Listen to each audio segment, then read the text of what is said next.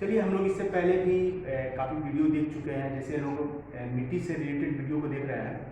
और इससे पहले जो हम लोग वीडियो था जिसमें हम लोग मिट्टी निकालने से स्टार्ट किए थे कि मिट्टी हम लोग कैसे ज़मीन से निकालेंगे और पीएच का क्या महत्व है। लेकिन आज जो हम लोग वीडियो लेकर आए हैं ये काफ़ी महत्वपूर्ण वीडियो है। इसमें आप देखेंगे कि हम लोगों ने जो मिट्टी जाँच का है उसको हम लोगों ने 3 भाग में बांट दिया है। 3 भाग में क्यों बांटे हैं वो समझने की सबसे बड़ी चीज़ है। हमारा जो सबसे पहला चीज होता है वो मिट्टी सुधारक होता है। मिट्टी सुधारक मतलब कि आप अगर मिट्टी का जांच करवाते हैं तो मिट्टी सुधारक में क्या क्या आता है, पीएच, ऑर्गेनिक कार्बन और इलेक्ट्रिसिटी कंडक्टिविटी। पीएच हमारा क्या हो जाता है, पीएच हो गया जिसमें हमारा जमीन का जो है श्रेणी हम लोग उसमें दर्शाते हैं। श्रेणी का मतलब हो गया कि हमारा जमीन अम्लीय है या वो अल्कलाइन है। इसमें क्या होगा कि अगर हमारा जमीन एसिडिक मेरा आता है तो हमको लाइम टेस्ट करना पड़ेगा, और अगर हमारा जमीन अल्कलाइन होता है तो जिप्सम टेस्ट करना पड़ेगा। अगर आप ये टेस्ट बिना कराए अगर आप क्या करते हैं मिट्टी में कोई फसल लगा देते हैं तो उसमें क्या होगा कि बाद में आपको बहुत सारे इफिशियंसी या डिफिशियंसी आपको नजर आने लगेगा। आपका जो है कोई फसल ठीक से काम नहीं करेगा, किसी भी फसल में जो वो पोषक तत्व ठीक से जाएगा नहीं, और आपका फर्टिलाइजर भी बर्बाद होगा। हमारा दूसरा जो चीज होता है ऑर्गेनिक कार्बन। ये जो ऑर्गेनिक कार्बन है ये मिट्टी में अगर हमारा 0.5 से नीचे अगर रहता है और 0.75 से ऊपर, तो ये जो 0.5 से अगर नीचे हमारा रहेगा तो वो हमारा जमीन में पाचन क्रिया ठीक से नहीं होगा। हमारी जमीन में जो ऑर्गेनिक कार्बन है जो हमारे फसल को पोषक तत्व देता है वो उसमें नहीं रहेगा। तो ये जो है ये हमारा एक दूसरा पार्ट हुआ था। और तीसरा हो जाता है इलेक्ट्रिसिटी कंडक्टिविटी। ये जो इलेक्ट्रिसिटी कंडक्टिविटी अगर मेरा 0.4 ms पर सेंटीमीटर से अगर ऊपर जाने लगता है तो हमारा जमीन जो है वो आपको उसमें नमक की मात्रा ये दर्शाने लगता है। इसके के लिए क्या होता है, इससे नीचे अगर हमारा जाएगा तो हमारा फसल अच्छा होगा, वो अच्छा पैदावार देगा। तो हम लोग को सबसे पहले क्या होता है कि हम लोग को ये जानना होता है कि हमारा जमीन का जो है वो मिट्टी सुधारक क्या हमको कुछ करना है, और अगर आपको करना है तो ये सबसे पहला इंपॉर्टेंट पार्ट है।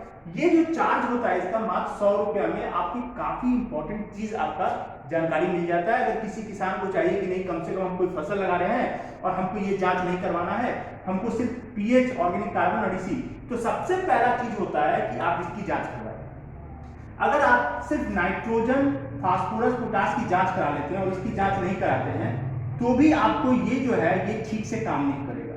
तो सबसे पहला चीज है कि अगर हम इसको जांच नहीं करवा रहे तो कम से कम पीएच, हमको ये सभी किसान को मालूम होना चाहिए कि मेरा जमीन अम्लीय है या क्षारीय है, हमारी जमीन में ऑर्गेनिक कार्बन है या नहीं है, और तीसरा आता है इलेक्ट्रिसिटी कंडक्टिविटी मेरा क्या है। उसके बाद हम लोग उसमें क्या करते हैं, मिट्टी सुधारक काम करते हैं। पहले कोई फसल लगाने से पहले हम लोग मिट्टी सुधार देते हैं। अब आता है दूसरा पार्ट आ जाता है nitrogen, phosphorus, potash.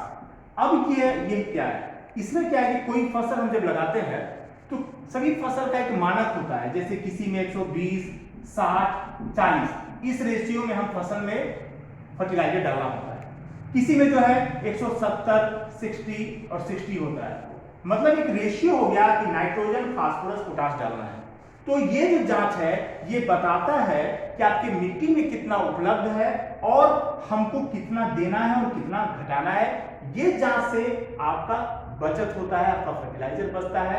Unwanted fertiliser जो हम डालते हैं, बिना आवश्यक का फर्टिलाइजर डालते हैं, उससे आपका बचता है, ये इसमें आपका पैसा बचता है और आप सही तरीके से फर्टिलाइजर का इस्तेमाल करते हैं। और जो सबसे इंपॉर्टेंट है वो तीसरा, ये बहुत कम मात्रा में पड़ता है लेकिन हम लोगों ने इसको भी 2 भाग में बांट दिया है।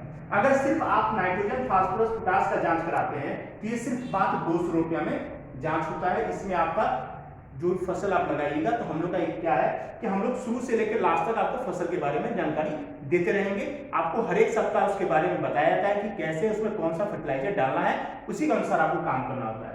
तीसरा जो आ जाता है उसमें हम लोग ने 2 श्रेणी में बांटा है। पहला है जिंक, सल्फर और कॉपर।